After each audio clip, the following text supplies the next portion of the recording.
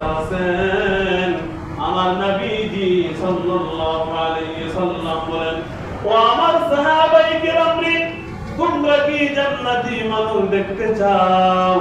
তোমরা কি জান্নাতের মানুষ তোমরা কি দেখতে চাও?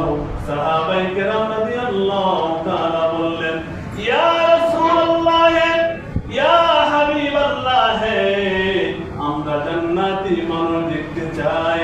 আমার নবীজি সাল্লাল্লাহু আলাইহি সাল্লাম বলেন, দেখবা কিছুক্ষণের ভিতরে মসজিদের ভিতরে একজন জান্নাতি মানুষ প্রবেশ করবে। সাহাবায়ে কেরাম রাদিয়াল্লাহু তাআলা আগ্রহ নিয়ে বসে আছেন, তারা জান্নাতের মানুষ দেখবে, ওই জন্য তারা আগ্রহ নিয়ে বসে আছেন।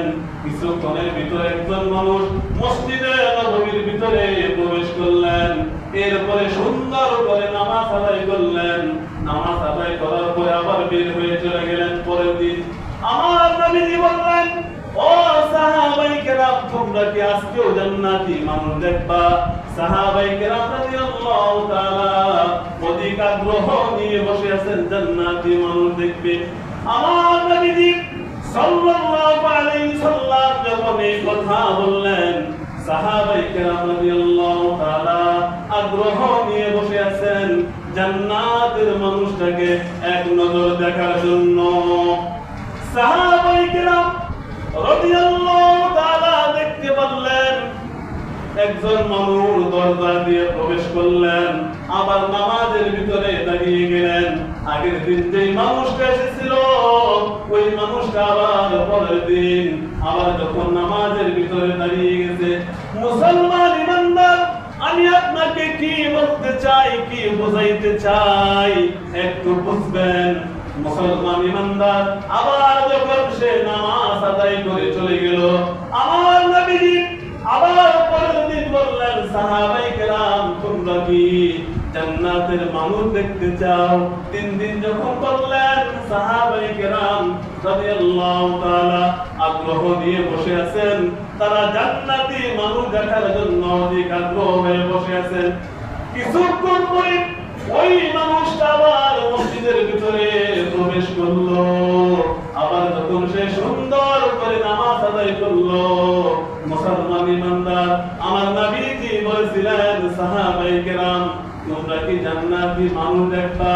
এবার সাহাবায়ে কেরাম রাদিয়াল্লাহু তাআলাদের মধ্যে হযরতে আবু বকর সিদ্দিক রাদিয়াল্লাহু তাআলা, হযরতে উসমান রাদিয়াল্লাহু তাআলা, হযরতে ওমর ফারুক রাদিয়াল্লাহু তাআলা, বড় বড় সাহাবী রাদিয়াল্লাহু তাআলা ওই মানুষটাকে বললেন, ওই মানুষটাকে জিজ্ঞাসা করলেন, ভাই তুমি কি এমন আমল করো? আমার নবীজি বলেছে তুমি জান্নাতের একজন মানুষ, তুমি একজন জান্নাতের বাসিন্দা। আমার নবীজি সাল্লাল্লাহু আলাইহি সাল্লামের জবান মুবারক কোনদিন মিথ্যা হতে পারে না।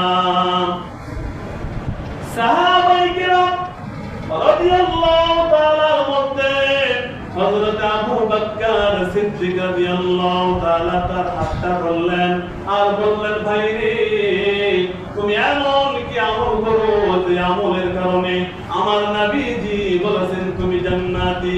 ওই লোকটা বলল, না না না, আমি আমল করি না, যেহেতু আমার রাসূল বলেছে আমি জান্নাতি।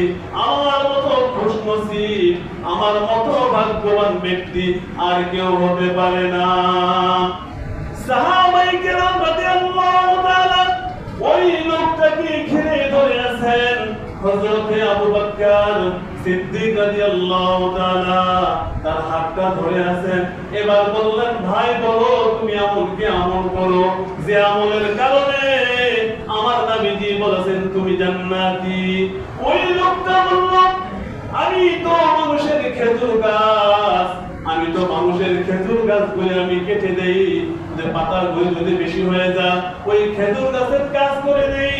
আমি তো কৃষক মানুষ, আমি তো মানুষের জমির ভিতরে কাজ করি, এমন কোন আমল করি না যার কারণে আমার নবীজি বলেছেন আমি জান্নাতি।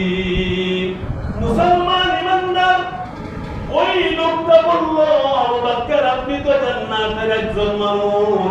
আমার নবীজি জীবিত অবস্থায় আপনাকে বলেছে আপনি জান্নাতি। সর্বপ্রথম জান্নাতের ভিতরে আপনি প্রবেশ করবেন। আর আশারা মুবাশশার ভিতরে এক নাম্বার ব্যক্তি হলেন আপনি আবু বকর। আবু বকর সিদ্দিক রাদিয়াল্লাহু তাআলা বললেন, ভাই কথা পেছাইবা না, আমার রাসূল বলেছে আমি একবার জান্নাতি, আমাকে একবার বলেছে আমি জান্নাতি, কিন্তু তোমাকে বলেছে তুমি তিনবার জান্নাতি, বলো তুমি আমল কি আমল করো?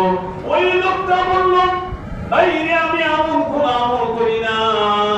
আমি যখন রাত্রের বেলা যখন আমি বিছানার ভিতরে শুয়ে যাই, আমি কত মানুষের কাজ কাম করি, কেউ আমার টাকা দেয়, কেউ আমার টাকা দেয় না, আমার সঙ্গে কেউ বেয়াদবি করে, আমাকে কেউ পিটায়, আমার সঙ্গে কেউ খারাপ আচরণ করে।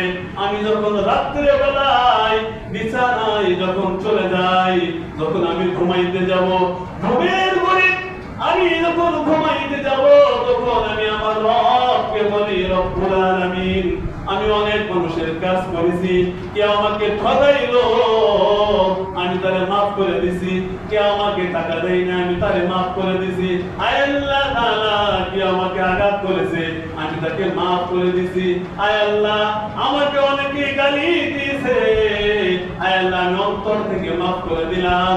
আয় আল্লাহ তাআলা তোমার রাসূল বলেছে যারা মানুষকে মাফ করবে তুমি নাকি তাদেরকে মাফ করে দিবা।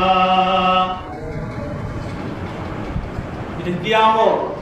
বড় আমল না ছোট আমল? বলেন বড় আমল। মাফ করা একটা কি মহৎ গুণ, মাফ করা একটা না, আপনি মাফ করবেন এটা সাধারণ ব্যাপার নয়। আমি আপনি তো রাত্রেবেলা প্ল্যান করি কাকে মারা যায়, কার ক্ষতি করা যায়, এরকম প্ল্যান আমি আপনি করি। যদি আপনি মানুষকে মাফ করে দেন আল্লাহ রাব্বুল আলামিন আপনাকে মাফ করে দেবেন। মান আমিলা সালিহাম মিন যাকারিন আও উনসা ওয়া হুয়া মুমিন ফালানুহইয়ান্নাহু হায়াতান তাইয়্যিবা। আল্লাহ তাআলা বলেন নারী এবং পুরুষ যদি নেক আমল করে, ভালো আমল করে, ভালো কাজ করে, আমি আল্লাহ রাব্বুল আলামিন তাদেরকে এমন পবিত্র জীবন দান করব, হায়াতান তাইয়্যিবান, তাদেরকে আমি আল্লাহ রাব্বুল আলামিন সুন্দর পবিত্র জীবন আমি আল্লাহ তাআলা তাকে দান করে দেব।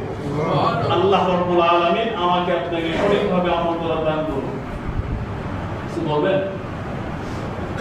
রাসূল করবেন।